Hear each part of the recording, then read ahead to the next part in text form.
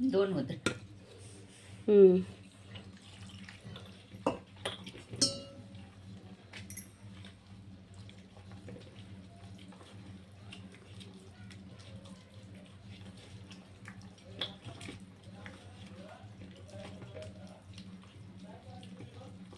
आता कालून झालंय पीठ, कालून झालंय. आता हे थोडं 5-10 मिनटं भिजून द्यायचं.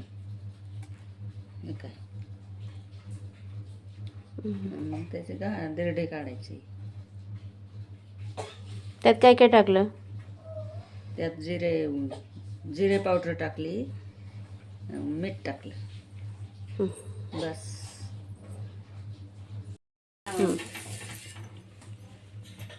तुला तो कलर टाकायला लावला थोडा, जाऊन द्यात.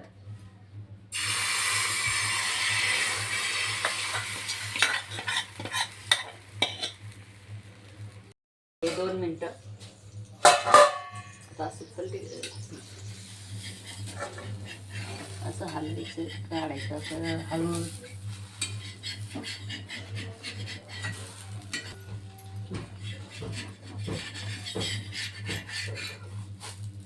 बघ किती छान आला. आता एक कलर बघून किती छान दिसतंय. खाऊ शकतो हे असं. कसं छोटे छोटे मुलं खाऊ शकते ना मीठ असं. आलं का आता?